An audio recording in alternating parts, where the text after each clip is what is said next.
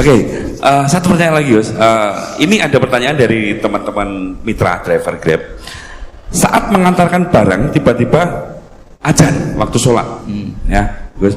Lalu kita sebagai driver harus sholat dulu atau menyelesaikan orderan dulu, karena itu juga amanah kan orderannya itu. Mungkin nganter barang atau mungkin nganterin penumpang. Mengingat barang tersebut sudah ditunggu pemiliknya dan penumpang tersebut juga sudah ada janji yang lain, pokoknya gitu. Nyuwun pencerahannya, Gus, gitu. Begini ya, ini kan fikih sosial ya. Saya jawab, ini memang harus pakai fikih, nggak pakai rasa. Saya ulang lagi, pakai fikih, nggak pakai rasa. Waktu sholat itu kan banyak ya, diantaranya maghrib dan isya, duhur dan asar, terus subuh sendiri. Ya, ben sampean belajar fikih, orang belajar tasawuf ya. Nah, kalau subuh itu tidak ada toleransinya kalau waktunya sudah tinggal 10 menit karena tidak ada jamak. Ya, tidak ada apa? Jamak. Sehingga misalnya kalau kamu ngojek waktu tinggal 10 menit ya harus sholat. Tapi kalau sekedar dengar azan ya, ini penanyanya kayaknya itu teman kamu, jadi fikihnya kayak kamu, nggak jelas. Azan itu kan bukan akhir waktu sholat. Azan itu bukan akhir waktu sholat, tapi awal sholat. Itu tidak harus supir Grab, tidak harus supir Gojek. Meskipun kamu makan ada azan, ya teruskan saja, kan tidak akhir waktu sholat. Anda menerima tamu, gendong anak, atau sedang nyupir, atau sedang bercengkrama sama teman. Kalau ada azan ya nggak apa-apa, misalnya diteruskan. Kan bukan akhir waktu sholat. Yang benar-benar harus ditinggalkan itu kalau waktu sholat misalnya tinggal 7 menit. Atau tinggal 8 menit. Waktu yang mau tidak mau kamu harus tasarrufkan, kamu peruntukkan injury time ya, injury time. Nah, gitu aja kok nggak tahu ya. Nah, lalu misalnya, kalau pertanyaan tadi mestinya kelasnya itu kelas afdoliyah.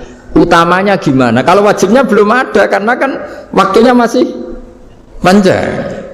Jadi pertanyaannya bukan wajibnya tapi sebaiknya, karena ini semuanya belum mendesak kan. Andai kan kamu teruskan nganter barang kan tidak ada jaminan waktunya habis. Padahal kalau kamu memaksa sholat, mungkin citra kamu sebagai supir Grab tidak baik karena dianggap mengabaikan konsumen. Nah, terus kedua menyangkut jarak.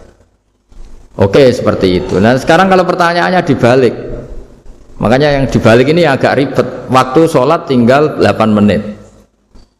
Ada konsumen yang minta diantarkan saat itu dan acaranya ke mall happy-happy, maka fatwa kita sebagai ahli fikih ya tantang saja, saya mau sholat dulu, kalau nggak sabar ya silakan cari yang lain kalau acaranya ke mall. Tapi kalau acaranya kelahiran atau transfusi darah atau mau nganterin darah ke pasien yang sudah koma, maka kita langsung, karena ibadah sosial itu didahulukan mengalahkan ibadah yang haknya Allah, karena Allah itu zat yang tidak butuh ibadah kalian. Tapi kalau pasien ini kalau nggak nang kesampaian darahnya mati misalnya, jadi kamarnya Allah lebih apian lah gitu. Makanya masyhur kalau dalam fikih hak Allah sama hak adami ini dimenangkan hak adami, tapi bukan karena Allah kita kalahkan. Allah tidak butuh itu semua gitu. Jadi dikalahkan tapi bukan karena kalah, justru karena tidak butuh. Ya ibarat gini lah, Allah itu saking baiknya Allah kan pasti di atas orang tua kita. Itu pasti ulang lagi, baiknya Allah pasti di atas orang tua kita. Orang tua kita saja baik, apalagi Allah. Misalnya orang tua kamu butuh uang 5.000, adik kamu butuh uang 5.000, adik kamu yang kecil atau ya, kira-kira orang tua kamu itu nyuruh dikasihkan beliau apa adik kamu, kira-kira saja ke adik kamu. Nah, Allah itu saking baiknya, hal yang terkait Allah, misalnya tadi sholat tepat waktu sama ibadah sosial itu disuruh ibadah sosial. Karena ini kalau nggak kesampaian transfusi darahnya atau apalah, atau kamu dokter yang harus mengurus operasi waktunya tinggal 5 menit, kamu harus ngoperasi pasien dulu karena Allah bisa menerima sholat kamu. Nah, tak terangkan lagi, ini fikih terus. Lalu sholat yang apa?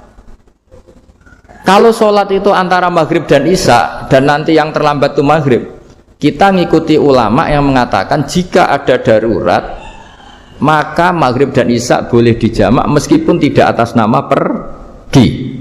Kan jarak kamu kan tidak jarak masafatu qasrin. Artinya apa? Misalnya saya dokter, harus operasi, waktu saya tinggal 8 menit mau maghrib, ternyata harus ada operasi. Kalau saya nggak nangani, mati. Saya harus operasi. Dan nanti waktu saya maghrib habis itu tidak harus dikatakan qadha atau yang mengeluarkan maghrib dari waktunya. Bisa saja menurut ulama dianggap boleh dijamak takhir dengan isya. Karena kondisinya masih waktu jam'in. Begitu juga duhur dengan asar. Tapi kalau waktunya itu asar, tinggal 8 menit, kemudian harus ada operasi. Ya kita operasi, waktu asar kita mundur sampai maghrib, namanya qadha yang dimaafkan Allah. Ya namanya tetap qadha karena asar gak bisa dijamak dengan maghrib. Jadi ini fikih ya. Jadi jawabnya harus jelimet. Jadi saya ulang lagi ya. Tadi kan pertanyaannya dengar adzan. Kalau adzan kan waktunya masih panjang. Apalagi misalnya maghrib kan waktunya kan taruh saja ada waktu seperempat jam. Ternyata andekan kamu antar hanya butuh waktu 7 menit. Kan nggak ngefek sama sekali. Nyanda. Gitu. Terus kalau driver umpamanya dapat order, ini yang tanya kamu malah mewakili dalam. Kalau ada driver dapat orderan food, nganterin makanan, tapi makanannya non halal, niku fakihipun pripun? Nah, makanya itu tadi. Kamu tahu betul kalau itu non halal loh? Kalau itu sudah tahu pasti non halal. Nah, ya, daging Tyrannosaurus, ngoten mungkin. Makanya tadi itu memang PR kita di semua profesi. Saya ulang lagi, itu PR kita di semua profesi. Jadi ya itu makanya pentingnya istighfar tuh di situ tuh sudah kita sebagai ulama menghalalkan tidak mungkin, mengharamkan kamu juga demo. Ini pekerjaan Gus. Tapi yang jelas itu tidak bisa dihindari. Ya sama lah seperti orang di bis itu. Kadang-kadang kan didoain semoga semua penumpang hasil ke tempat masing-masing, dan kalau ada copet berarti kan doain copet juga hasil tujuannya. Jadi di semua profesi itu resikonya. Makanya tadi saya bicara tentang fikih. Kaidah umumnya menolong maksiat itu ya bagian dari maksiat, menolong taat itu bagian dari taat. Mau tidak mau harus ada hukumnya. Setidaknya barokahnya tahu hukum. Kalau kita salah belum istighfar gitu. Sudah salah nggak merasa salah gitu. Jadi barokahnya tahu hukum itu paling tidak kan kita ya istighfar lah. Kan ya tadi seperti paket misalnya, kan ada saja orang paket yang jelas-jelas barangnya itu haram, tapi atas nama profesionalitas kan mungkin tetap dikirimkan. Tapi barokahnya ngerti hukum, dia istighfar. Nah, tapi karena kalau kita menyarankan sudah ada usah pekerjaan yang lain banyak nanti kan rai-rai potongan tawakal dikandani ngono kan ya repot deh. Nah kalau kita kiai guys, gak apa-apa, serius pangeran sugih. Menurut sampean harusnya ternuntut, Gus saya karena fatwa jenengan saya sekarang miskin, ini gimana pertanggung jawabannya? Ya ribet kan?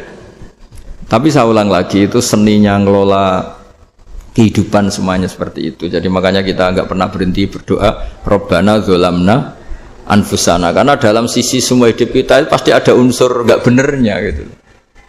Ya saya ulang lagi, pokoknya kaidah umumnya itu menolong taat itu ya ikut bagian dari taat, menolong maksiat ya bagian dari maksiat. Tapi ya tadi ya kita harus istighfar. Kan cuma tadi yang jelas-jelas maksiat dan kita tidak tajassus. Saya ulang lagi, tidak tajassus itu neliti wong nanti jelimet nih. Jadi misalnya ada perempuan mau ngojek ke sini ya diantar saja, jangan tanya detail. Itu apanya Mbak? Hubungannya dengan kamu apanya? Wah ya ribet kalau jadi kepo. Jadi ya tidak perlu gitu. Artinya sudah umumnya orang saja sudah. Nah, lama-lama juga gitu. Kalau ada bapak-bapak main itu ke siapa Pak? Tujuannya laki apa perempuan Pak? Surat nikah mana Pak? Oh, surat nikah mana? Saya sudah nikah gitu.